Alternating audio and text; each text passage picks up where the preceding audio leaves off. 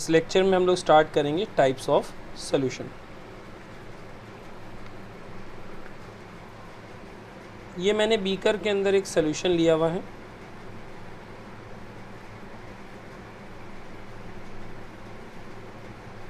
और इसी सॉल्यूशन का टाइप हमें पता करना है।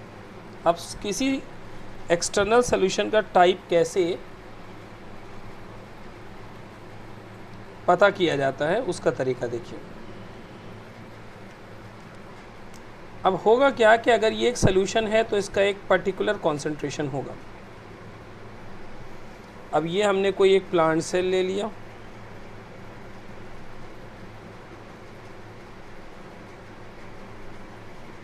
अब जानते हैं कि इस प्लांट सेल में ये वैक्यूल है और इसके अंदर जो ट्रू सॉल्यूशन होता है उसको हम कहते हैं सेल सैप, और इस सेल सैप का भी एक पर्टिकुलर कॉन्सेंट्रेशन होता है। तो ये जो एक्सटर्नल सॉल्यूशन है इसके टाइप को हम लोग, इसका कौन सा टाइप है इसको पता लगाएंगे by comparing its concentration with the concentration of the cell sap. तो अलग अलग सॉल्यूशन का कॉन्सेंट्रेशन हम सेल सैप के साथ कंपेयर करेंगे और इसके आधार पे हम लोग तीन तरह के सॉल्यूशन या तीन टाइप के सॉल्यूशंस का नाम रखेंगे। पहला टाइप देखिए, पहले टाइप में हम लोग दोनों के कॉन्सेंट्रेशन को कंपेयर करेंगे और अगर दोनों के कॉन्सेंट्रेशन को कंपेयर करने के बाद ये पता चलता है कि तो जो कॉन्सेंट्रेशन है सॉल्यूशन का,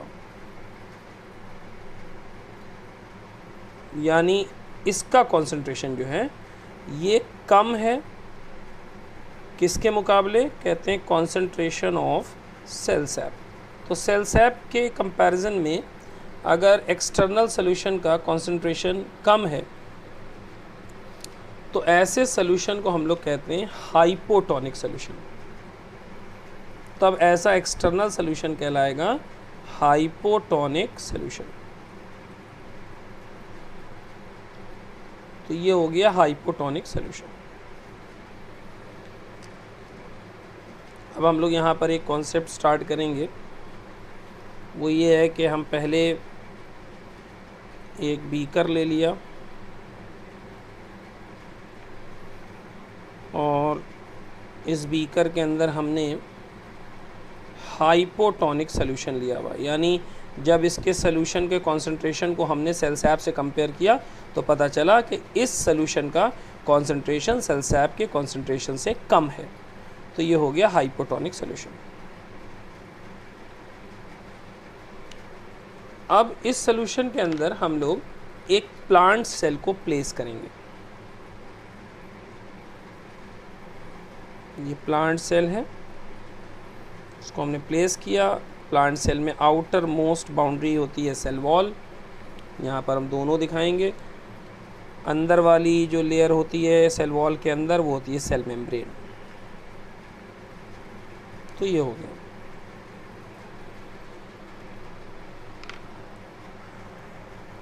तो यहाँ पर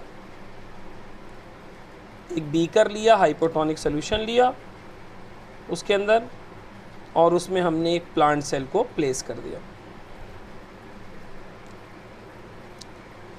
अब प्लांट सेल में ये है वैक्यूल, ये है वैक्यूल, इसी के अंदर भरा होता है सेल सैप। इसी के सेल सैप में, इसी के सेल सैप का कॉन्सेंट्रेशन इस सॉल्यूशन के कॉन्सेंट्रेशन से ज़्यादा है, इसीलिए ये बाहरी सॉल्यूशन हाइपोटोनिक कहला रहा है। तो एक्चुअल में ये हमने क्या किया कि हमने एक सेल को हाइपोटोनिक सॉल्यूशन में प्लेस कर दिया। तो जब हम किसी सेल को हाइपोटोनिक सॉल्यूशन में प्लेस करते हैं तो उसमें होता क्या है वो देखिए। ये हाइपोटोनिक सॉल्यूशन है, इसका मतलब यहाँ पर मोर वाटर है और लेस सॉल्यूट है, और वैक्यूल के अंदर लेस वाटर है और ये मोर सॉल्यूट, ये कंपैरेटिवली है। कंपैरेटिवली ये कहा जाएगा। अब वाटर पोटेंशियल कहाँ पर ज़्यादा है, हाइपोटोनिक सोल्यूशन में कि सेल सैप में? तो कहते हैं जहाँ पानी ज़्यादा है वहाँ वाटर पोटेंशियल भी ज़्यादा है। तो इसका मतलब जो हाइपोटोनिक सोल्यूशन है इसका वाटर पोटेंशियल ज़्यादा है, यानी मोर है, और जो सेल सैप है इसका वाटर पोटेंशियल लेस है। ये एक दूसरे कंपैरिजन में कहा जा रहा है, लेस मोर, ये सब एक दूसरे कंपैरिजन में। अब इसमें क्या होगा कि वाटर हमेशा मूव करता है higher water potential to lower water potential. तो सबसे पहली चीज़ जो यहाँ दिखाई देगी वो ये दिखाई देगी कि पानी इस सेल के अंदर चला जाएगा। पानी का मूवमेंट होगा हाइपोटोनिक सॉल्यूशन से सेल के अंदर। जब भी वाटर सेल के अंदर एंटर करता है इसको हम कहते हैं एंड ऑस्मोसिस। इसका मतलब जब किसी सेल को हम हाइपोटोनिक सॉल्यूशन में प्लेस करते हैं तो सबसे पहली चीज़ जो दिखाई देती है वो होती है एंड ऑस्मोसिस, यानी वहाँ पर सेल के अंदर बाहर के सॉल्यूशन से पानी जाना शुरू हो जाता है। अब जब सेल के अंदर पानी भरेगा यानी उसके प्रोटोप्लाज्म में पानी की मात्रा बढ़ जाएगी तो अल्टीमेटली क्या होगा कि प्रोटोप्लाज्म फूल जाएगा। प्रोटोप्लाज्म जो है इस सेल का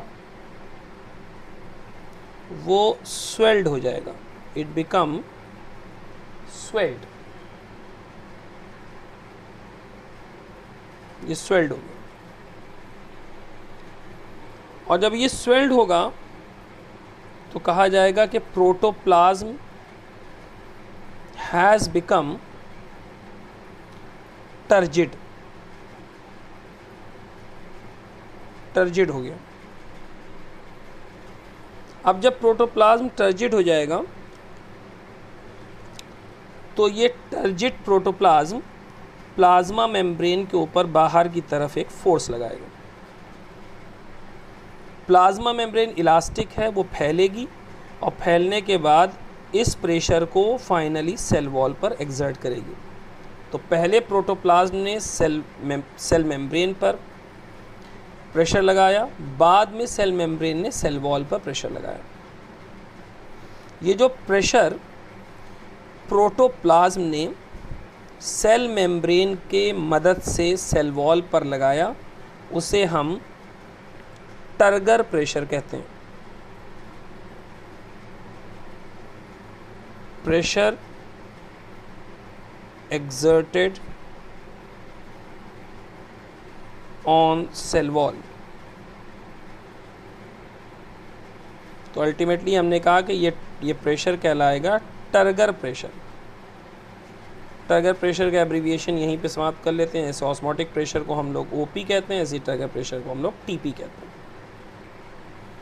अब होगा क्या कि वैसे तो सेल वॉल रिजिड है, लेकिन जब इसके ऊपर प्रेशर लगाया जाएगा तो सेल वॉल कुछ हद तक एक्सपेंड करेगी।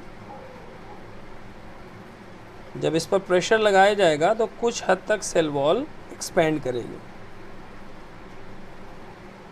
वो क्यों एक्सपेंड करेगी वो देखिए, जब प्रेशर सेल वॉल पर लगेगा तो एक प्रोटीन होता है एक्सपेंसिन प्रोटीन, साइटोलॉजी में हम लोग डिस्कस कर चुके हैं कि एक प्रोटीन सेल वॉल में होता है एक्सपेंसिन प्रोटीन, वो एक्टिवेट हो जाएगा और अल्टीमेटली वो माइक्रोफाइब्रल्स को एक दूसरे से दूर करेगा और सेल वॉल कुछ, बहुत ज़्यादा तो नहीं सेल मेम्ब्रेन की तरह, लेकिन कुछ हद तक एक्सपेंड करेगी। तो भले ही सेल वॉल रिजिड हो लेकिन कुछ हद तक प्रेशर लगने पर सेल वॉल एक्सपेंड करती है। एक पर्टिकुलर जगह पर जाकर या एक पर्टिकुलर लेवल पर जाकर ये एक्सपेंड करना बंद कर देती है, इसीलिए इसे हम रिजिड कहते हैं। तो क्योंकि सेल वॉल एक्सपेंड कर गई है तो अल्टीमेटली यह है कि सेल साइज तो बढ़ जाएगा, सेल साइज बढ़ जाएगा। तो जब हम किसी सेल को या प्लांट सेल को हाइपोटोनिक सॉल्यूशन में रखते हैं तो उसका साइज बढ़ता है।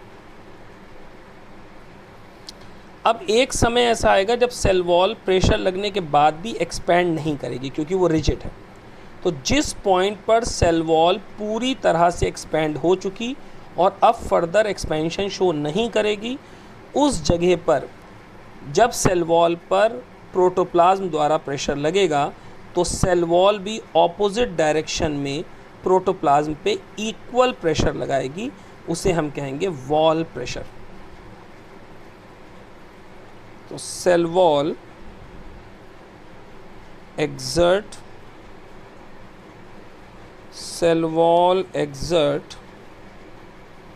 pressure on protoplasm,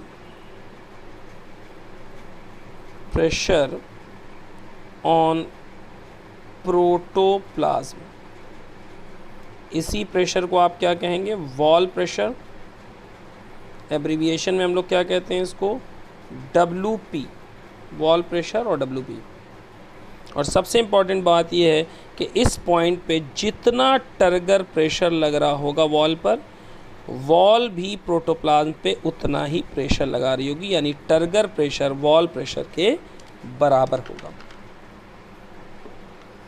ये वो कंडीशंस हैं जिन कंडीशंस में कहा जाता है कि सेल को अगर आप किसी हाइपोटोनिक सॉल्यूशन में प्लेस करेंगे तो क्या होगा। तो ये सारे इवेंट्स हैं जो दिखाई दे रहे हैं, ये तब दिखाई देते हैं जब किसी सेल को आप हाइपोटोनिक सॉल्यूशन में रख देते हैं। अब हम लोग दूसरे प्रकार के सॉल्यूशन पे आते हैं। दूसरा टाइप का सॉल्यूशन, उसमें देखिए क्या होता है। दूसरे टाइप के सॉल्यूशन के लिए कहते हैं कि अगर बाहर वाले सॉल्यूशन का कॉन्सेंट्रेशन ऑफ सॉल्यूशन ज़्यादा है सेल सैप के कॉन्सेंट्रेशन से, तब ऐसे एक्सटर्नल सॉल्यूशन को हम लोग नाम देते हैं हाइपरटोनिक सॉल्यूशन। तो दूसरी कैटेगरी हो गई हाइपरटोनिक सॉल्यूशन। अब फिर से हम एक बीकर बनाएंगे और उसके अंदर हम इस बीकर में हम हाइपरटोनिक सॉल्यूशन लेंगे। यहाँ हमने भरा हुआ है हाइपरटोनिक सॉल्यूशन, और इस हाइपरटोनिक सॉल्यूशन में हमने एक सेल को प्लेस किया, एक प्लांट सेल को इसमें प्लेस कर दिया, जैसे पीछे किया सेम ऐसे यहाँ भी ये प्लांट सेल को हमने प्लेस कर दिया। फिर प्लांट सेल में हमने जो है दो तरह के बाउंड्री दिखा रखी है, एक सेल वॉल और दूसरी बाउंड्री हमने दिखा रखी है सेल मेम्ब्रेन। अब हाइपरटोनिक सॉल्यूशन का मतलब क्या हुआ। हाइपरटोनिक सॉल्यूशन का मतलब होता है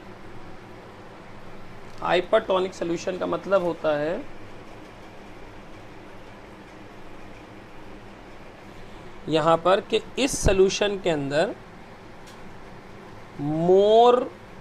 लेस वाटर है और मोर सॉल्यूट है। इस सेल के अंदर क्या है, एक वैक्यूल है, इस वैक्यूल में है सेल सैप, और सेल सैप की कंडीशन क्या है, कहते हैं सेल सैप में मोर वाटर है, यानी पानी ज़्यादा है, और लेस सॉल्यूट है, तो सॉल्यूट कम है और वाटर ज़्यादा है। अब कहाँ पर वाटर पोटेंशियल ज़्यादा होगा, कहाँ कम, कहते हैं जहाँ पानी ज़्यादा वहाँ वाटर पोटेंशियल ज़्यादा। तो अल्टीमेटली सेल सैप में वाटर पोटेंशियल ज़्यादा होगा, और हाइपरटोनिक सॉल्यूशन में वाटर पोटेंशियल लेस होगा। वाटर कहाँ से कहाँ मूव करता है, हायर वाटर पोटेंशियल टू, तो यहाँ कैसे मूव करेगा, from cell sap to external solution. तो यहाँ पर पानी इस तरह से बाहर आएगा, इस तरह से पानी बाहर आ जाएगा। किसी सेल से पानी बाहर आए तो इस प्रोसेस को हम लोग कहते हैं एक्स ऑस्मोसिस, इसे कहा जाता है एक्स ऑस्मोसिस। तो ये तो पहली बात है कि अगर किसी सेल को आपने हाइपरटोनिक सॉल्यूशन में प्लेस किया तो यहाँ पर एक्स ऑस्मोसिस होता है, पानी बाहर आने लगेगा सेल से। फिर क्या होगा, कहते हैं जब पानी सेल से बाहर आएगा तो अल्टीमेटली जो प्रोटोप्लाज्म है, प्रोटोप्लाज्म वो सेल वॉल से दूर होने लग जाएगा, क्योंकि प्रोटोप्लाज्म में प्रेशर होगा नहीं कि वो बाहर की तरफ पुश करके सेल वॉल से सटे रहे। तो ये जब इसमें प्रेशर कम होगा, यानी एक पानी यहाँ से बाहर निकलेगा, तो अल्टीमेटली प्रोटोप्लाज्म जो है वो सेल वॉल से दूर होता चला जाएगा, यानी protoplasm withdraws from cell wall, withdraws from cell wall। और इस प्रोसेस को हम लोग क्या कहते हैं, जब प्रोटोप्लाज्म सेल वॉल को छोड़ दे तो इस प्रोसेस को हम लोग कहते हैं प्लाज्मोलिसिस। तो ध्यान रखिए, प्लाज्मोलिसिस तभी होती है जब सेल को हम हाइपरटोनिक सॉल्यूशन में। अब जो ये बात है कि प्लाज्मोलिसिस का मतलब हुआ कि प्रोटोप्लाज्म सेल वॉल को छोड़ने लगा। अब प्लाज्मोलिसिस के 3 स्टेप होते हैं, उन तीनों स्टेप को हम लोग यहाँ पर स्टडी करेंगे।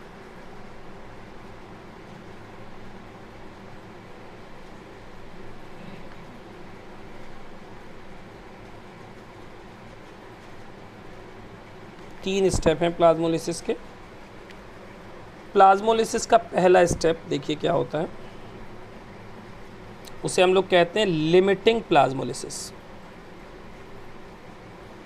लिमिटिंग प्लाज्मोलिसिस, इसका मतलब देखिए क्या है, यहाँ पर क्या होगा कि जब सेल से पानी बाहर आना शुरू होगा तो सेल जो है, या जो सेल के अंदर प्रोटोप्लाज्म है, उसका साइज़ जो है वो कम होना शुरू हो जाएगा। तो सबसे पहली बात जो लिमिटिंग में दिखेगी वो ये होगा कि जो साइज़ है प्रोटोप्लाज्म का, साइज़ ऑफ प्रोटोप्लास्ट, उसका क्या होगा, डिक्रीज़ करेगा। और जब प्रोटोप्लाज्म साइज में डिक्रीज़ करेगा तो सेल वॉल से दूर होगा। जब ये सेल वॉल से दूर होगा तो अल्टीमेटली इसके द्वारा सेल वॉल पर लगाए जाने वाला pressure, that is turgor pressure, वो कम होना शुरू हो जाएगा। और कम होते होते होते ये एक टाइम में ज़ीरो हो जाएगा, ज़ीरो। तो जिस पॉइंट पे टर्गर प्रेशर ज़ीरो होगा, प्लाज्मोलिसिस के उस भाग को हम लिमिटिंग प्लाज्मोलिसिस कहते हैं।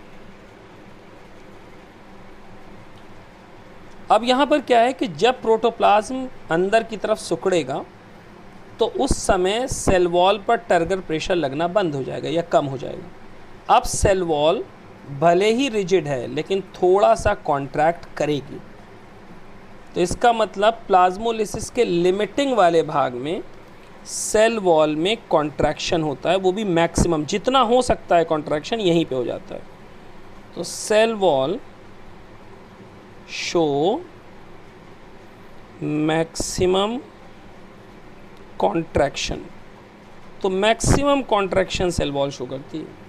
इसके वजह से क्या होगा कि सेल साइज़ क्या करेगा, बढ़ जाएगा कि घट जाएगा, तो सेल साइज़ डिक्रीज़ कर जाएगा। तो जब सेल को हाइपोटोनिक में रखा था तो साइज़ बढ़ गया था, हाइपरटोनिक में रखा तो लिमिटिंग वाले भाग में, लिमिटिंग प्लाज्मोलिसिस वाले भाग में सेल साइज़ डिक्रीज़ कर गया। और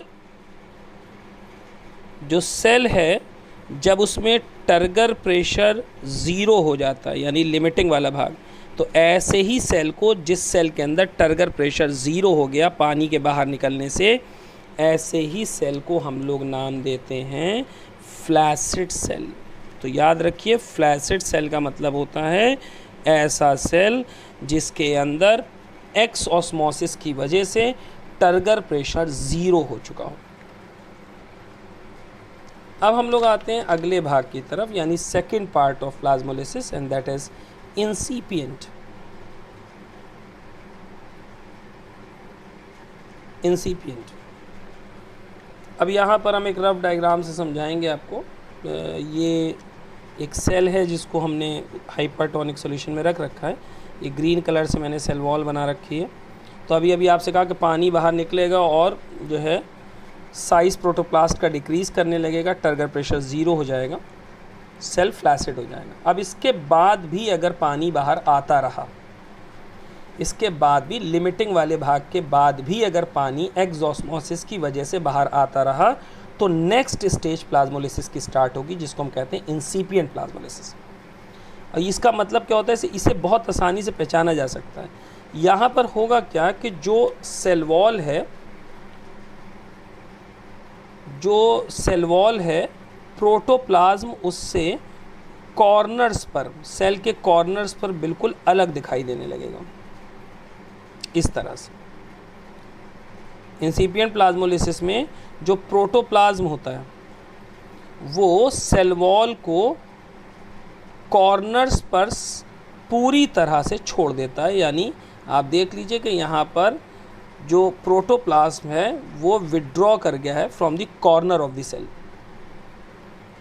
दिखने लगेगा पूरी तरह से। लिमिटिंग में दिखता नहीं है, अंदर तो हो रहा है, वो सेल वॉल को छोड़ भी रहा था लिमिटिंग में, लेकिन वो दिखाई नहीं देता है, इतना ज़्यादा नहीं छोड़ा होता है कि दिखने लगे। जब प्रोटोप्लास्ट सेल वॉल को इतना ज़्यादा छोड़ दे कि वो कॉर्नर्स पर विजिबल हो जाए, इसका जो पीछे जाना है वो कॉर्नर्स पर विजिबल हो जाए, तब ऐसी स्टेज ऑफ प्लाज्मोलिसिस कहलाती है इंसिपिएंट प्लाज्मोलिसिस। तो यहाँ पर सेल वॉल तो कॉन्ट्रैक्ट करेगी नहीं, वो तो पूरी तरह कर चुकी है कहाँ पे, लिमिटिंग में। तो यहाँ पर केवल क्या कॉन्ट्रैक्ट करेगा, कहेंगे ओनली प्रोटोप्लास्ट कॉन्ट्रैक्ट। लिमिटिंग में क्या था, प्रोटोप्लास्ट भी कॉन्ट्रैक्ट कर रहा था और सेल वॉल भी। इसके वजह से होगा क्या कि विड्रॉल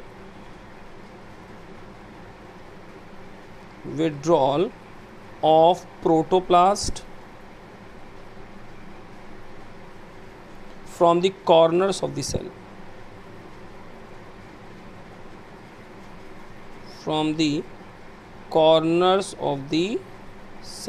सेल के कॉर्नर से बाहर आ जाए।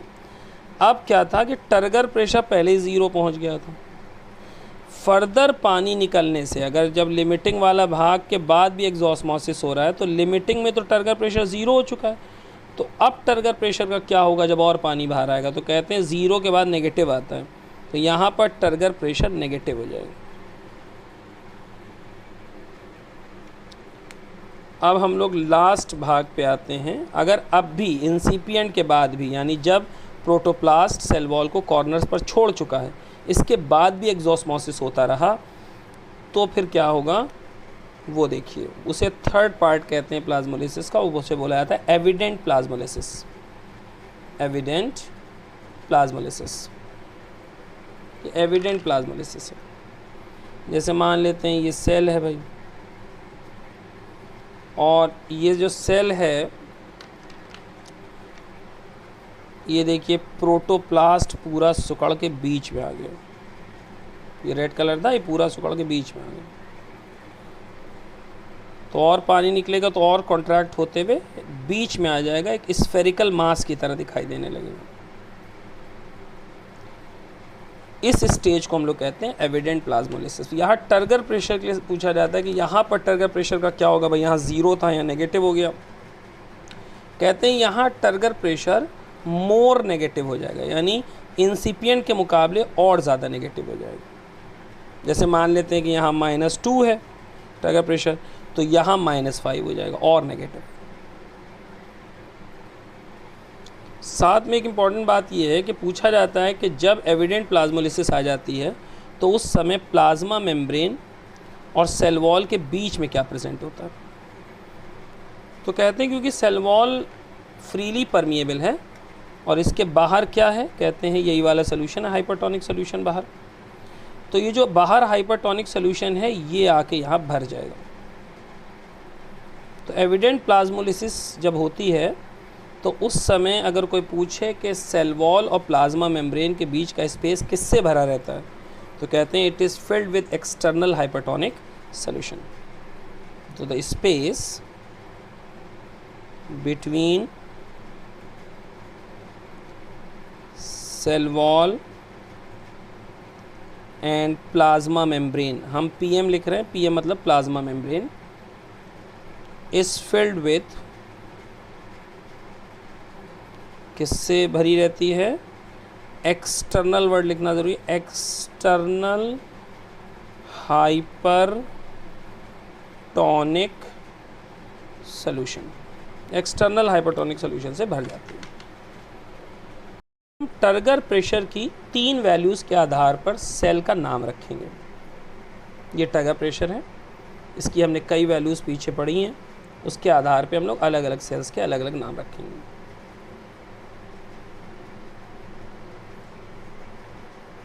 मान लेते हैं कि किसी सेल के अंदर टर्गर प्रेशर पॉजिटिव है। अगर टर्गर प्रेशर पॉजिटिव हुआ तो हम लोग वो वाला केस हो जाएगा ये जहाँ पर हमने सेल को हाइपोटोनिक सॉल्यूशन में रख दिया। तो फिर अगर सेल में टर्गर प्रेशर पॉजिटिव है तो ऐसा सेल कहलाता है टर्जिड सेल, टर्जिड सेल।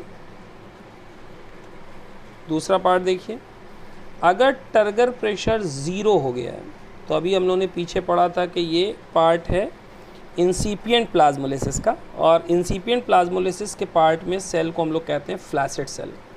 तो अगर टर्गर प्रेशर 0 हो गया तो ऐसा सेल कहलाएगा फ्लैसिड सेल। नेक्स्ट देखिए, अगर टर्गर प्रेशर नेगेटिव हो गया तो ऐसा सेल कहलाएगा प्लाज्मोलाइज्ड सेल, यानी जिसमें पूरा प्रोटोप्लाज्म सुकड़ के बीच में आ चुका है, ये कहलाएगा प्लाज्मोलाइज्ड सेल। तो टर्गर प्रेशर की वैल्यू देख के हम बता सकते हैं कि कौन सा सेल टर्जिड है, कौन सा फ्लैसिड, कौन सा प्लाज्मोलाइज्ड। अब हम लोग तीसरे टाइप के सोल्यूशन पे आते हैं। अब इस सोल्यूशन का नाम रखने के लिए देखिए क्या कहा जाएगा कि यहाँ पर जो कॉन्सेंट्रेशन है सोल्यूशन का, यानी एक्सटर्नल सोल्यूशन का, जिसे हम लोगों ने बीकर में लिया था, अगर वो बराबर आ जाए to the concentration of cell sap, अगर दोनों का कॉन्सेंट्रेशन बराबर आ जाए तो ऐसा एक्सटर्नल सोल्यूशन कहलाता है जिसका कॉन्सेंट्रेशन सेल सैप के बराबर आ जाए, कहते हैं आइसोटोनिक, आइसोटोनिक सोल्यूशन। अब हम लोग फिर से यहाँ पर एक बीकर लेंगे और इस बीकर में हम लोग आइसोटोनिक सोल्यूशन लेंगे, आइसोटोनिक सोल्यूशन। और जब आइसोटोनिक सोल्यूशन लेंगे तो अल्टीमेटली इसके अंदर हम एक सेल प्लेस कर देते हैं, प्लांट सेल, मतलब cell place in isotonic solution. ये बाउंड्रीज दिखा रहे हैं, सेल वॉल है, आप देख लीजिए रेड से मैं सेल मेम्ब्रेन दिखाता हूँ, ये हो गया। इसके बाद इसके अंदर वैक्यूल है। अब होगा क्या देखिए, अब होगा ये कि क्योंकि सोल्यूशन आइसोटोनिक है, मतलब सेल सैप में भी पानी की मात्रा जितनी है उतनी ही पानी की मात्रा एक्सटर्नल सोल्यूशन में भी है, तो दोनों तरफ वाटर पोटेंशियल सेम है, तो वाटर कहीं मूव नहीं कर पाएगा, यानी ना तो यहाँ पर एक्सऑस्मोसिस होगी ना एंडोस्मोसिस, तो नो एक्सऑस्मोसिस, नो एंडोस्मोसिस। दूसरी बात, यहाँ पर सेल का साइज सेम रहेगा, ना बढ़ेगा ना घटेगा, cell size remain same. Turgor pressure की बात कोई पूछे कि भाई जब किसी सेल को आप आइसोटोनिक में प्लेस कर देते हैं तब क्या होता है, तो कहेंगे ना सेल से पानी बाहर जा रहा है, बाहर नहीं जा रहा है तो वो सेल में नेगेटिव तो आने से रहा टर्गर प्रेशर, ना अंदर आ रहा है तो पॉजिटिव भी नहीं आएगा, तो फिर बीच की बात कर लेते हैं कि जब आइसोटोनिक में आप रखेंगे तो टर्गर प्रेशर कितना रहेगा, 0। और आइसोटोनिक सोल्यूशन में अगर आपने सेल को रखा तो उस सोल्यूशन के रिस्पेक्ट में वो सेल क्या कहलाएगा, फ्लैसिड। क्योंकि जब टर्गर प्रेशर 0 होता है तो हम पढ़ चुके हैं कि सेल को क्या कहा जाता है, फ्लैसिड। ये टोटल डिस्कशन है टाइप्स ऑफ सोल्यूशन का। नेक्स्ट क्लास में हम लोग स्टार्ट करेंगे diffusion pressure deficit, that is DPD। Thank you.